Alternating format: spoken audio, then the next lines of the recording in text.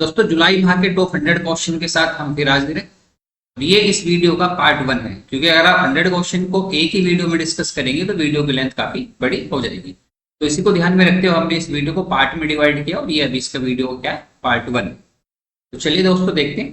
तो पहला क्वेश्चन है, हाल ही में किस राज्य ने सरकारी नौकरी के लिए 2 बच्चों का नियम हटाया है? आपके पास ऑप्शन है उत्तर प्रदेश, गुजरात, मध्य प्रदेश और केरल। तो इसका सही ऑप्शन है मध्य प्रदेश। दरअसल मध्य प्रदेश में सन 2001 से एक नियम लाया गया था, जिसके तहत यदि आपको सरकारी नौकरी करनी है तो आपके पास केवल और केवल 2 ही बच्चे होने चाहिए। अगर आपके पास 2 बच्चों से ज्यादा बच्चे हैं तो आप सरकारी नौकरी के लिए अप्लाई नहीं कर सकते। तो अभी मध्य प्रदेश सरकार ने इस नियम को हटा दिया कि अगर आपके पास 2 बच्चों से भी ज्यादा बच्चे हैं तो आप सरकारी नौकरी के लिए अप्लाई कर सकते हैं। यहाँ पर एक पॉइंट और याद रखना है कि तेलंगाना की गवर्नमेंट जो है,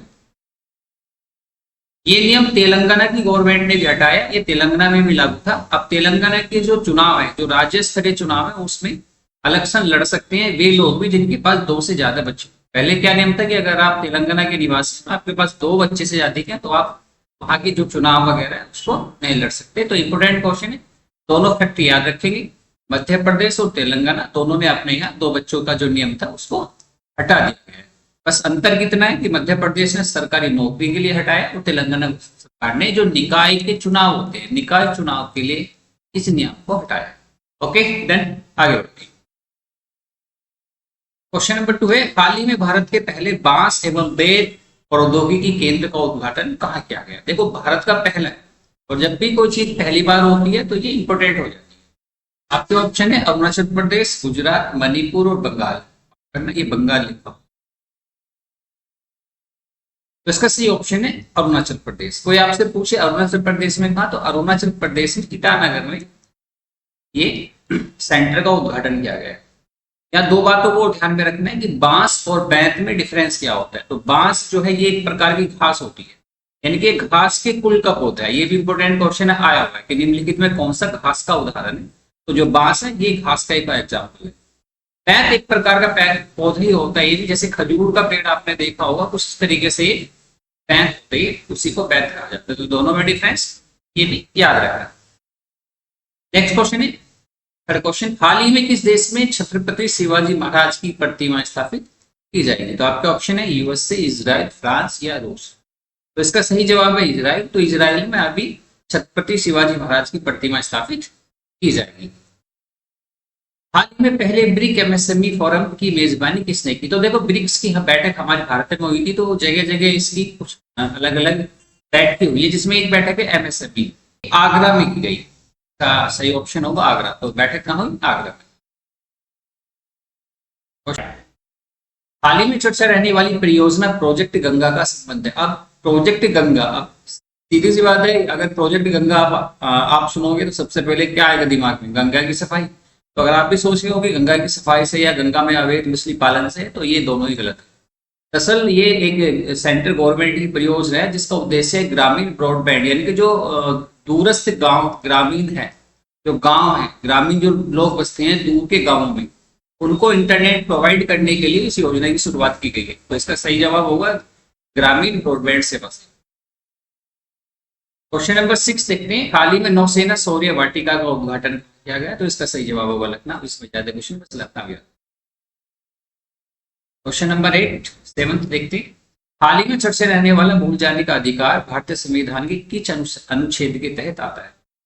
तो सबसे पहले बात कर लेते हैं कि भूल जाने का अधिकार आखिर क्या है। मान लीजिए आपकी कोई आपत्तिजनक वीडियो किसी सोशल मीडिया प्लेटफॉर्म यानी कि फेसबुक पे किसी ने डाल दी है। अब आप चाहते हैं कि ये यहाँ से इसको हटा दिया जाए, तो इसी को कहा जाता है भूल जाने का अधिकार। यानी कि सोशल मीडिया पर अगर किसी व्यक्ति की कोई आपत्तिजनक वीडियो या फोटो किसी गलती से अपलोड हो जाते हैं तो उसको हटाना है, वो है भूल जाने का अधिकार। और ये अनुच्छेद 21 के तहत आता है। अनुच्छेद 21 में आता है निजता का अधिकार। इंपॉर्टेंट है, ध्यान रखिए। तो निजता के अधिकार के तहत ही भूल जाने का अधिकार भी। तो ये भी क्वेश्चन पूछा जा सकता है कि निजता का अधिकार या भूल जाने का अधिकार। तो भूल जाने का अधिकार किस अधिकार के तहत आता है? तो निजता के अधिकार के अधिकार। ऑप्शन बी देख लेते हैं, अनुच्छेद 17 तो अस्पृश्यता का यानी कि छुआछूत के खिलाफ। अनुच्छेद 20 तो कुछ जो बंदी बनाते हैं उनके संबंध में सुरक्षा प्रदान करता है 20। अनुच्छेद जो 16 है ये कार्य नियोजन में समानता का अधिकार हमें देता है, तो ये भी बात आप याद रखें। क्वेश्चन नंबर 8 है वर्ष 2026 का लोकमान्य पुरस्कार किसे प्रदान किया जाएगा? तो सही जवाब आपका अजीत डोभाल। कुछ बात ध्यान रख लेते हैं। 2025 का जो था ये दिया गया नितिन गडकरी की जी। जो नितिन गडकरी जी हैं इनको ये पुरस्कार दिया गया। लोकमान्य तिलक पुरस्कार जो कमेटी है उसके द्वारा ये पुरस्कार दिए जाते हैं और इस पुरस्कार में एक प्रशस्ति पत्र और लगभग 1 लाख रुपए का नगद इनाम भी दिया जाता है, ये बात आप याद रखेंगे। क्वेश्चन नंबर 9, गृह ज्योति योजना किस राज्य सरकार की कल्याणकारी योजना है? तो गृह ज्योति जो योजना है कर्नाटक की योजना है। इस योजना के तहत जो आपका लाभार्थी परिवार है उसको लगभग 200 यूनिट बिजली प्रति माह फ्री में दी जाएगी, ये ध्यान रखें।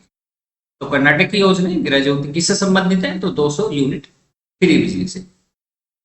हाल ही में प्रधानमंत्री मोदी ने advance mother and child centre का उद्घाटन कहाँ किया? तो इसका सही जवाब है पीजीआईएमईआर, यानी कि चंडीगढ़ का जो पीजीआई है यहाँ पे इसका उद्घाटन। एम्स एसपीजीआई ये लखनऊ में, ये जेपीएमईआर ये आपका पुडुचेरी में स्थित है, ये भी आप। तो दोस्तों टॉप 10 क्वेश्चन थे जनवरी के, उम्मीद करता हूँ कि आपको अच्छे लगे होंगे। क्वेश्चनों का लेवल मैंने बहुत ही छांट के रखा है जो भी इंपॉर्टेंट है। तो वीडियो आपको कैसी लगी जरा कमेंट करके बता दो भाइयों। आगे की वीडियो मिलते हैं फिर नेक्स्ट के लिए, तब तक के लिए